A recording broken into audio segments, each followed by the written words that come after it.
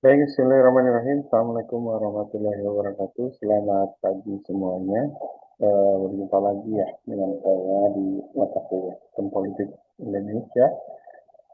Sebelumnya saya ucapkan terima kasih pada semua peserta mata kuliah ini yang sudah mengumpulkan IPS-nya kemarin. Itu saya sedang rekapitulasi satu persatu tugasnya.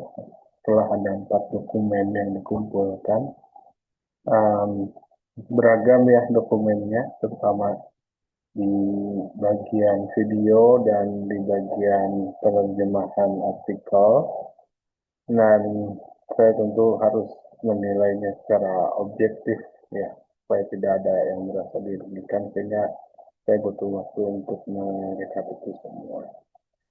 Oke, sehubungan dengan eh, perkuliahan kita, um, kali ini saya akan membahas salah satu tema dalam mata kuliah sistem politik, yaitu membahas tentang materi, struktur, dan fungsi. Kemudian ada pendekatan, kemudian ada satu lagi adalah kapabilitas sistem politik. Nah, beberapa konsep itu kita akan coba paparkan satu persatu dan mohon disimak baik-baik videonya, karena di akhir perkuliahan nanti ada tugas yang harus Anda kerjakan. Baik, saya akan coba share screen ya. Bentar, saya butuh waktu untuk bisa menampilkan ini ya, menampilkan PowerPoint. Bentar.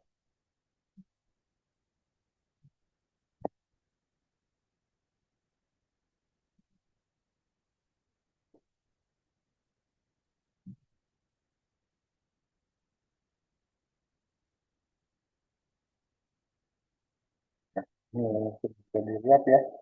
Ini yang akan kita bahas adalah, pertama adalah struktur dan fungsi sistem politik. Itu apa saja struktur dan fungsinya. Kemudian ada pendekatan sistem politik. Setidaknya ada 3 pendekatan nanti yang akan kita bahas tentang pendekatan sistem politik ini. Dan ada kapabilitas sistem politik. Jadi kita akan uh, bahas ya, apa itu kapabilitas, kemampuan sebuah sistem politik. Kemampuannya ada banyak, di situ ada sekitar 5 kemampuan sistem politik. Nah, kita akan bahas satu persatu terlebih dahulu. Karena kita pakai teorinya Aston, maka saya selalu mengutip pengertian sistem politik menurut Aston supaya Anda tidak lupa.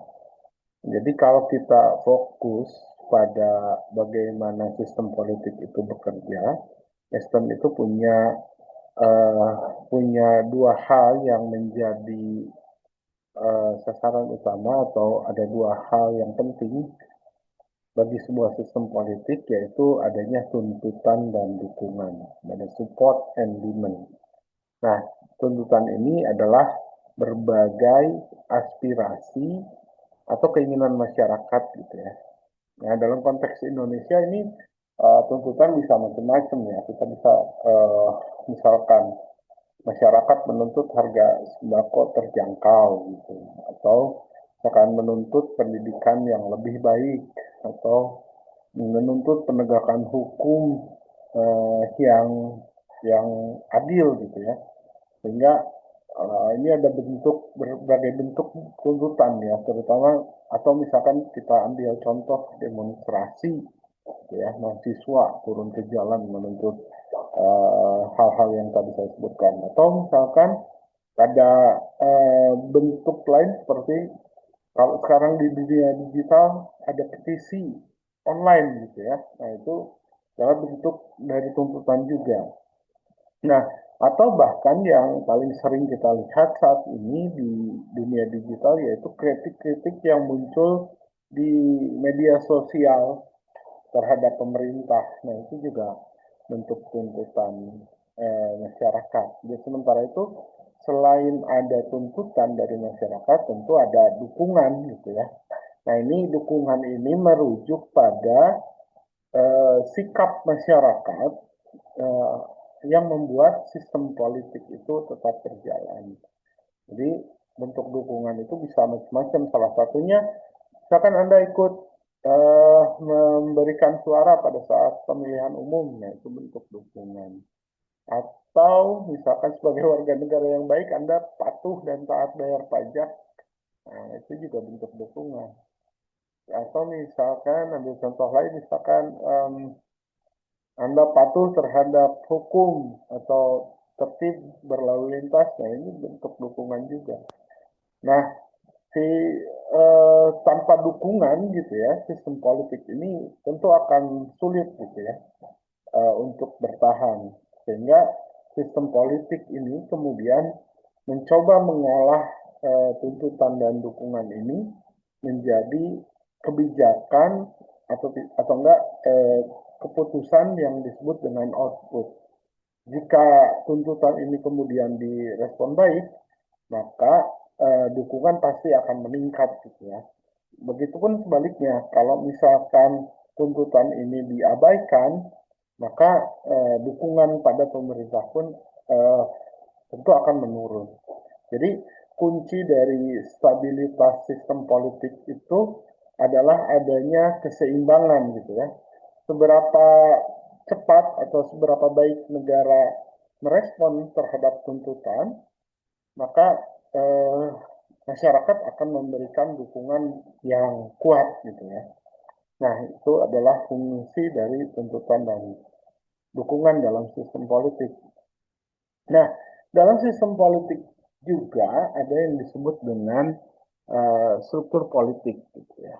Nah, disinilah struktur politik ini adalah sebuah uh, bangunan atau sebuah konsep yang merupakan salah satu fondasi dalam sistem politik. Nah, disinilah struktur politik ini menjadi penting karena struktur politik ini adalah susunan gitu ya, lembaga-lembaga atau aktor-aktor yang berperan dalam mengalokasikan nilai-nilai secara otoritatif. Oke, dan pada saat mengalokasikan nilai-nilai tersebut, ini tentu sangat dipengaruhi oleh adanya distribusi dan penggunaan kekuasaan itu sendiri. Artinya di sini menurut saya siapa yang berkuasa gitu ya, bagaimana kekuasaan itu didistribusikan dan bagaimana kekuasaan itu digunakan, itu akan menentukan kebijakan yang akan dihasilkan. Jadi ini sangat penting untuk memahami output sistem politik di Indonesia.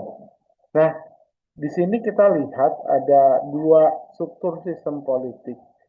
Yang pertama adalah uh, struktur sistem politik yang sifatnya informal dan struktur sistem politik yang sifatnya formal.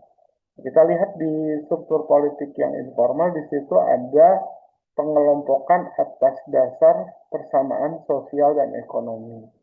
Nah, ini merujuk pada bahwa masyarakat itu akan cenderung berkumpul karena adanya kesamaan kondisi ekonomi atau kelas sosial. Kalau kita ambil konteks di Indonesia, misalkan kelompok buruh gitu ya, kita lihat kalau nanti tuh sebentar lagi tanggal 1 Mei, kelompok buruh itu sering bersatu dalam satu ikatan namanya Serikat Pekerja yang tiap tahunnya mereka menuntut kenaikan upah mereka gitu ya, atau upah minimum kota atau upah minimum regional masing-masing. Dan sementara juga sama kelompok yang dituntut gitu ya, pengusaha tentunya mereka juga punya asosiasi sendiri untuk memperjuangkan kepentingan bisnisnya. Ini menunjukkan bahwa posisi ekonomi itu persamaan sosial ekonomi ini akan membentuk sikap politik masing-masing kelompok. Nah, yang kedua, dalam struktur sistem politik yang sifatnya informal, itu ada pengelompokan berdasarkan perbedaan cara, gaya di satu pihak dan pengelompokan atas dasar kesadaran akan adanya persamaan-persamaan tujuan. Nah, maksudnya di sini meskipun tujuannya sama, tentu cara memperjuangkannya itu pasti berbeda. Setiap kelompok itu memiliki cara perjuangannya masing-masing. Nah, misalkan kalau kita ambil contoh dalam isu lingkungan misalkan. Nah, ada kelompok-kelompok yang memilih jalur-jalur advokasi secara damai atau misalkan memilih cara edukasi. Nah, sementara ada juga kelompok-kelompok lain yang menggunakan cara-cara yang lebih keras atau misalkan melakukan aksi demonstrasi. Nah, di Indonesia kita bisa lihat gitu ya gerakan-gerakan atau perbedaan-perbedaan gaya gitu ya, gaya gaya apa ya penyaluran aspirasi ini dalam berbagai kegiatan mahasiswa misalkan atau organisasi-organisasi sipil di masyarakat misalkan kalau misalkan kita lihat di isu lingkungan ada Greenpeace misalkan. Greenpeace kan ada berbagai cara ya. Yang pertama ada edukasi, ada advokasi, kemudian ada juga cara-cara mereka melakukan demonstrasi di jalan. Nah, pada dasarnya eh, perbedaan gaya atau cara ini eh, apa? Pada dasarnya merujuk pada satu tujuan yang sama, yaitu memperjuangkan kepentingan-kepentingan yang mereka miliki.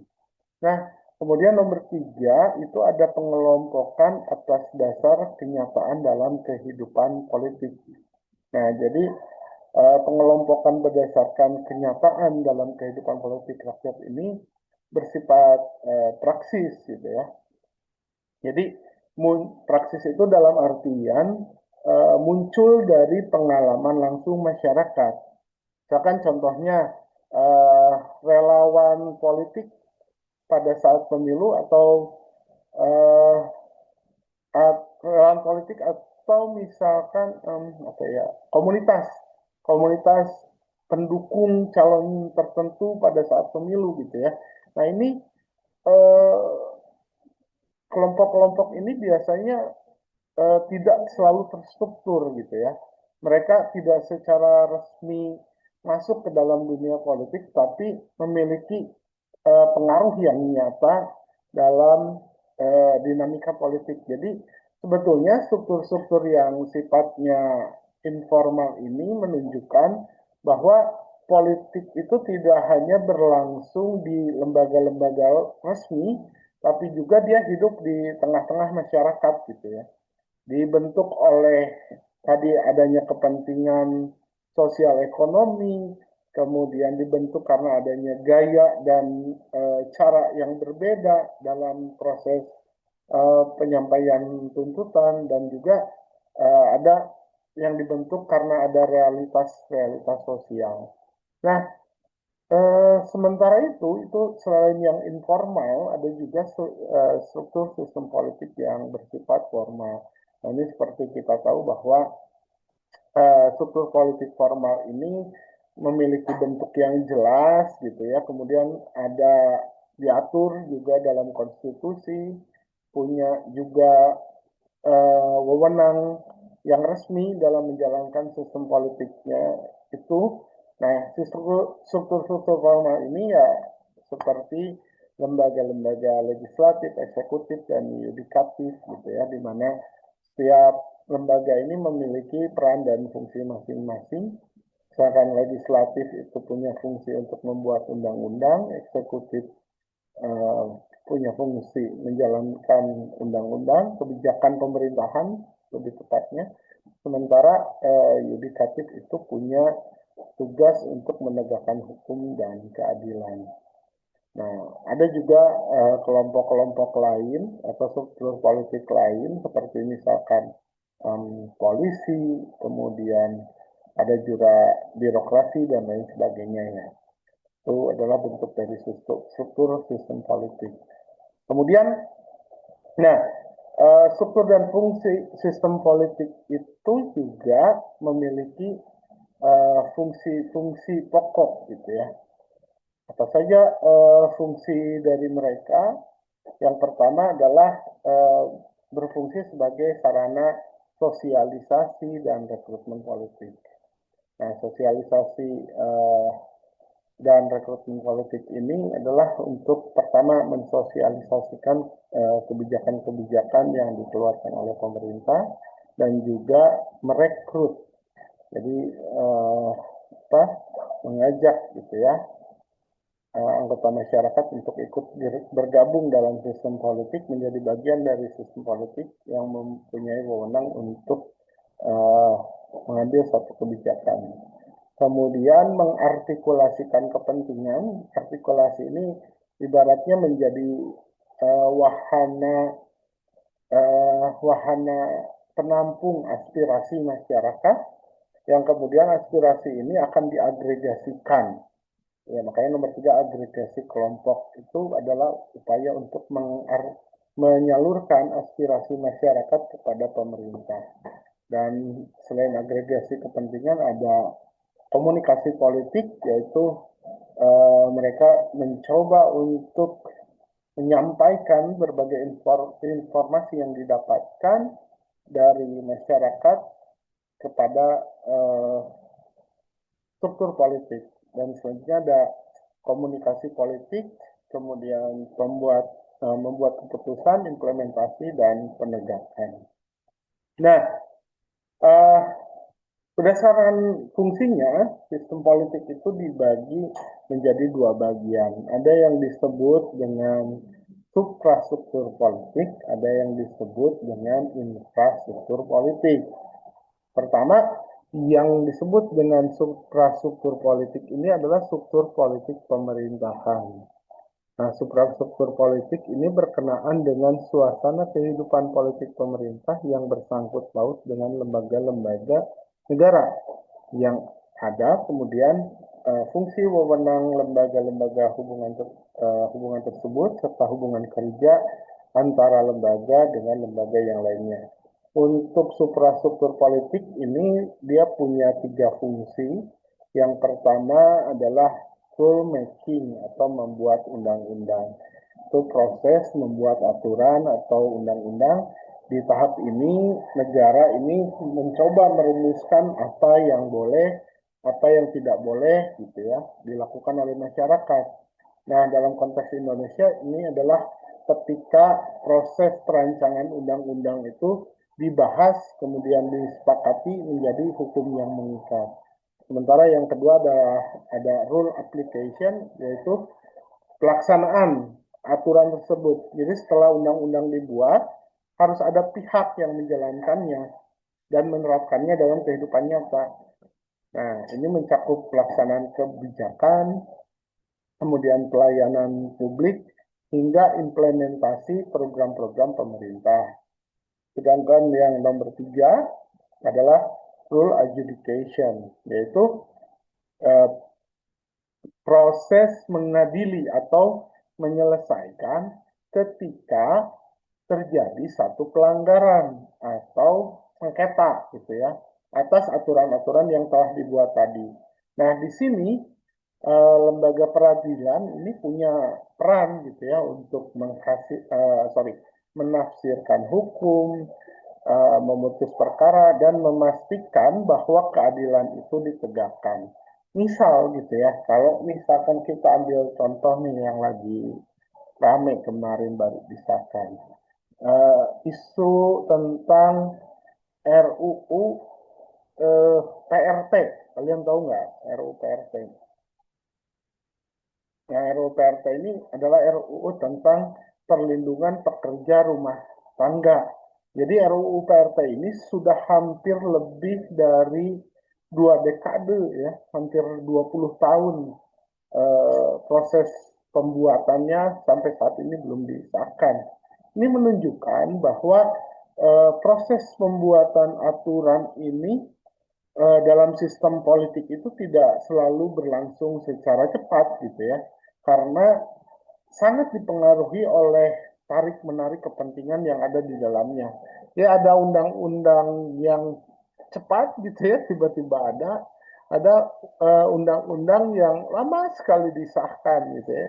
Kenapa ini bisa terjadi ya? Karena ada tarik-menarik antara lembaga-lembaga atau lembaga atau kepentingan-kepentingan yang ada di dalam lembaga atau struktur politik itu.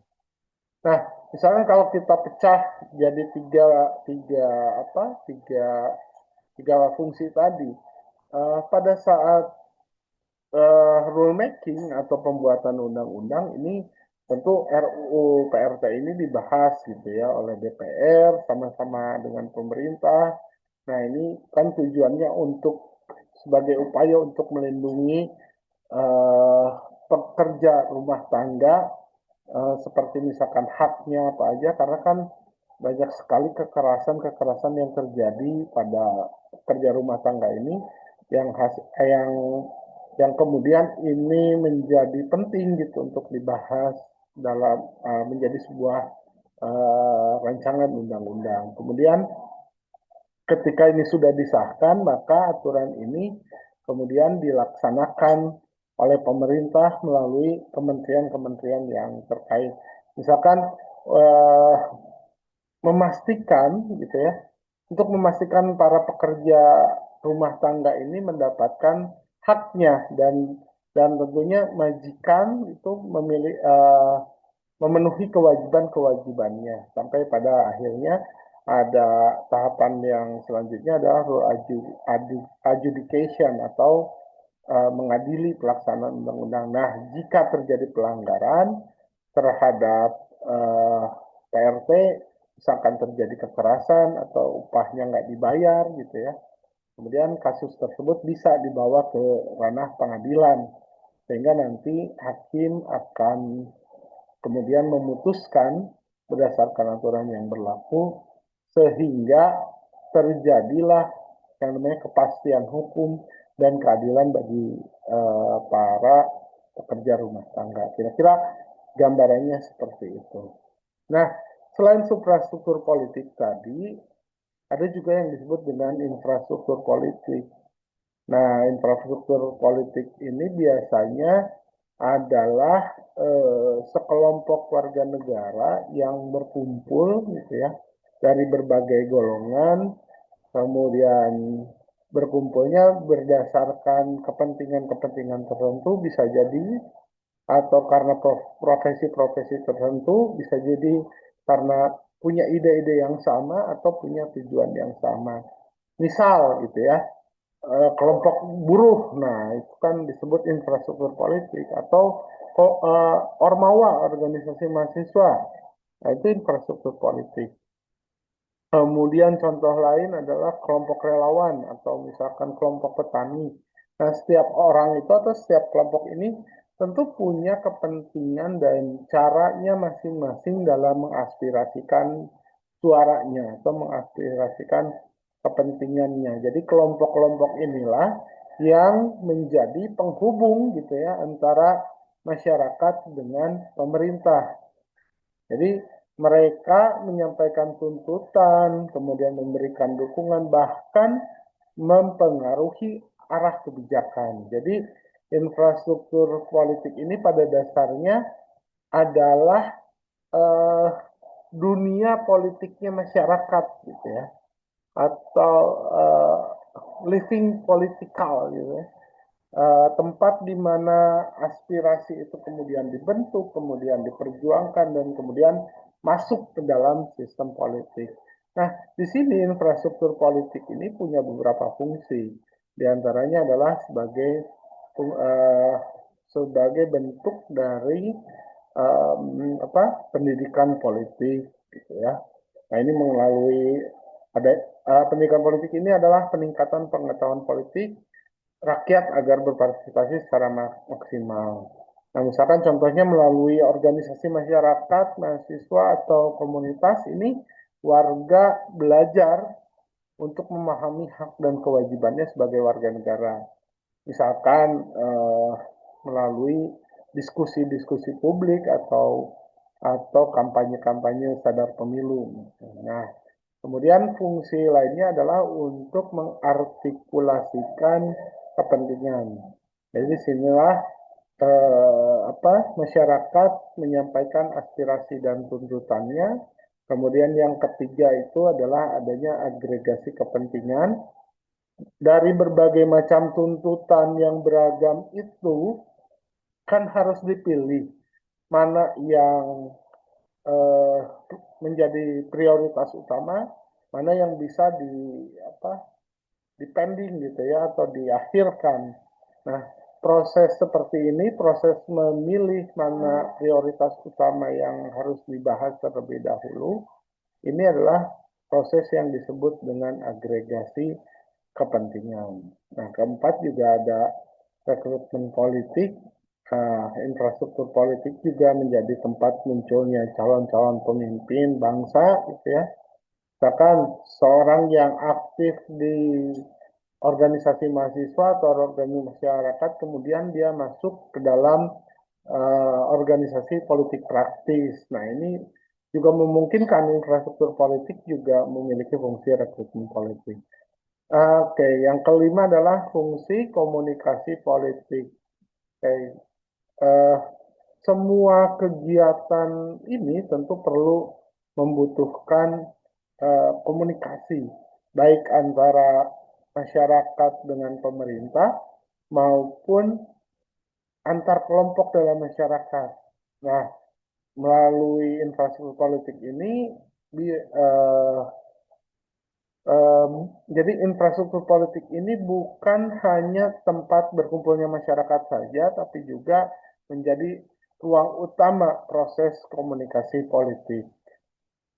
Nah, selanjutnya untuk memahami sistem politik, biasanya para ahli itu menggunakan beberapa pendekatan. Nah, di sini saya cantumkan ada 3 pendekatan ya. Yang pertama adalah pendekatan tradisional, ada pendekatan behavioralisme, dan ada post-behavioralisme atau pendekatan pasca perilaku.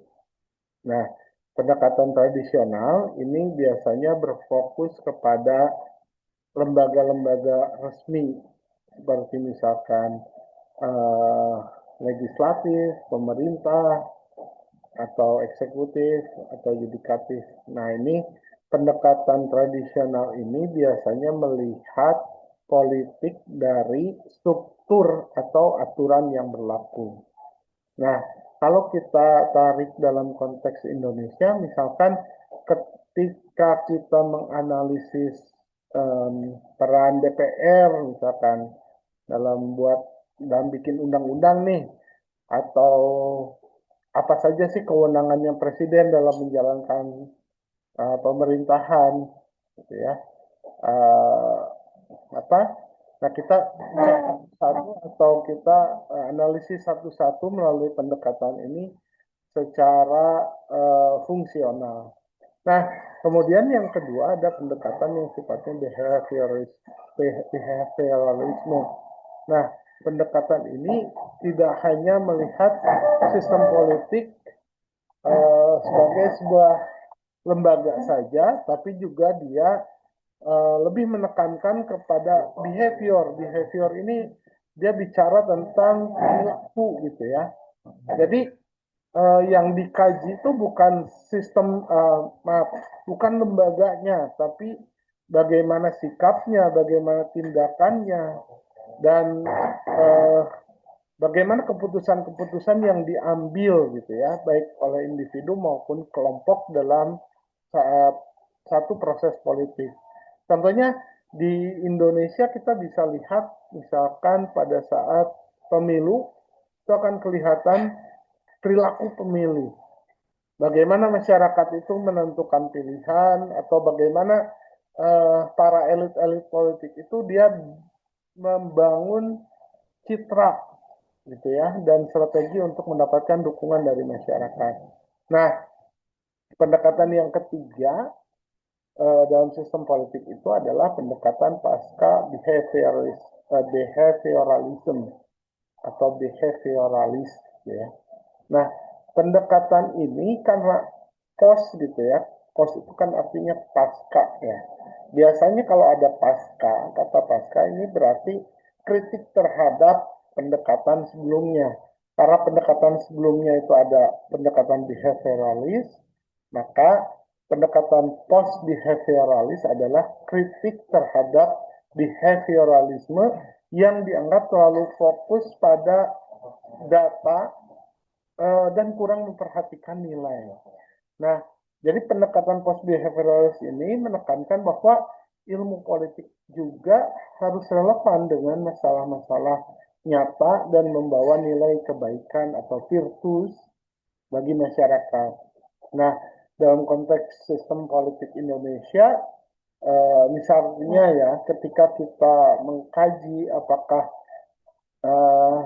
ini terjadi misalkan ketika kita mengkaji bahwa apakah kebijakan-kebijakan pemerintah itu sebetulnya sudah benar-benar adil bagi masyarakat, terutama masyarakat kecil, atau ketika bagaimana politik seharusnya berorientasi pada keadilan sosial, bukan hanya sekedar menganalisis perilaku elit-elit atau perilaku pemilihnya saja. Jadi sebetulnya kalau kita simpulkan ketiga pendekatan ini memberikan kita cara pandang yang berbeda gitu ya, atau fokus yang berbeda terhadap sistem politik.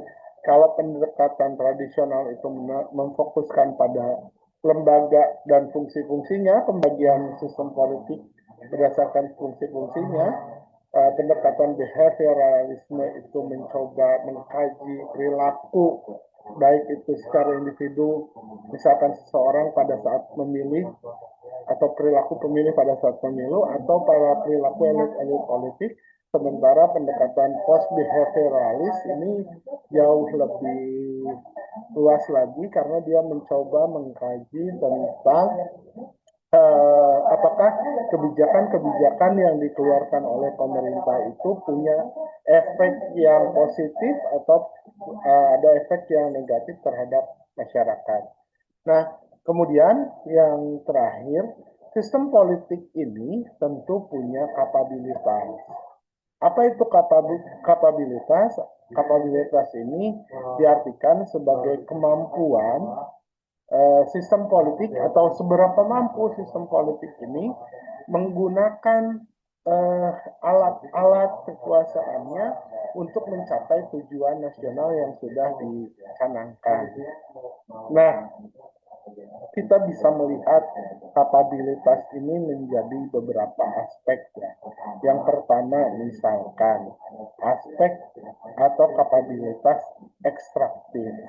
Nah, ini berhubungan dengan kemampuan negara untuk bisa mengambil sumber daya alam yang dimilikinya guna kesejahteraan masyarakat. Nah, sumber daya ini bisa berupa sumber daya alam dan sumber daya lainnya. Misal, pemerintah ngambilin pajak warga negara dan kemudian pajaknya ini dijadikan modal untuk menjalankan program-programnya. Nah, program-program ini dimaksudkan untuk meningkatkan kesejahteraan masyarakat. Nah, itu yang kapabilitas ekstraktif ya. Lalu kemudian misalkan yang kedua itu ada kapabilitas distributif. Nah, kapabilitas distributif ini adalah ketika tadi masyarakat pemerintah sudah menggunakan kapabilitas ekstraktifnya, setelah sumber dayanya terkumpul, negara harus membagikannya kembali kepada masyarakat. Pajak sudah diambil, sumber daya alam sudah dikeruk. Nah, kemampuan sebuah negara untuk bisa membagikan atau membagikan sumber daya yang terkumpul tadi kembali kepada masyarakat, itu disebut dengan kapabilitas distribusi. Nah, contohnya misalkan pembangunan infrastruktur, dari pajak bangun infrastruktur, atau misalkan dari pajak bikin fasilitas pendidikan, dari pajak misalkan bikin layanan kesehatan, atau bansos bisa jadi.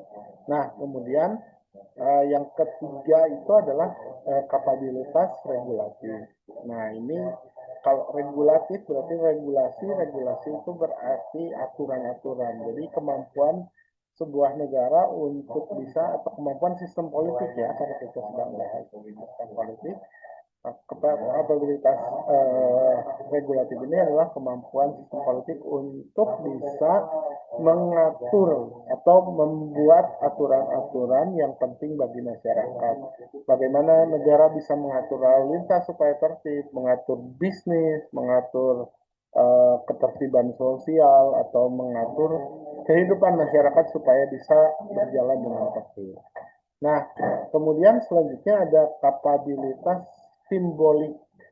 Nah, kapabilitas simbolik ini berhubungan dengan bagaimana negara ini harus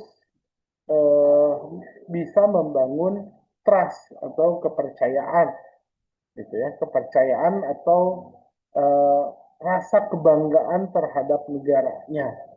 Nah, bisa jadi kapabilitas simbolik ini adalah bisa diambil dari misalkan kebijakan-kebijakan yang bisa memperkuat persatuan, atau misalkan pidato-pidato pemerintah yang bisa mempersatukan masyarakat kita, gitu ya. Nah, kemudian selanjutnya adalah kapabilitas responsif. Ini harusnya pakai F ya, bukan pakai T. Nah, kapabilitas responsif ini adalah kemampuan negara untuk merespon kebutuhan dan aspirasi masyarakat. Misal gitu ya, contohnya ketika ada krisis nih, atau krisisnya bisa apa aja ya, bisa krisis ekonomi, bisa bencana gitu ya. Seberapa cepat dan tepat pemerintah bertindak, nah itu adalah kapabilitas responsif. Seberapa cepat pemerintah bisa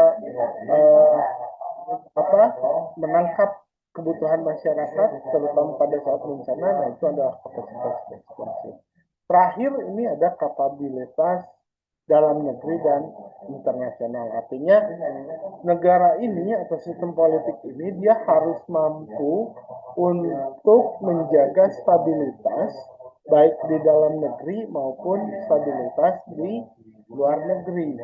Ya, stabilitas dalam negeri ini menjaga misalkan agar tidak terjadi perpecahan di dalam negeri, tidak terjadi populisme di dalam negeri, atau juga kapabilitas di dunia internasional, yaitu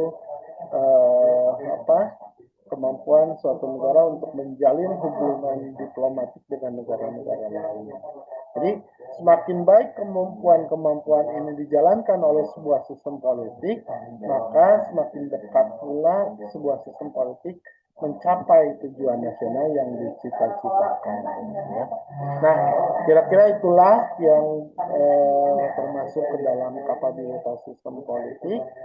Jika nanti Anda punya pertanyaan, silahkan dituliskan gitu ya, dan jangan lupa tugasnya dikerjakan. Terima kasih, cukup untuk pertemuan hari ini. Dan saya terakhir ucapkan Assalamualaikum warahmatullahi wabarakatuh.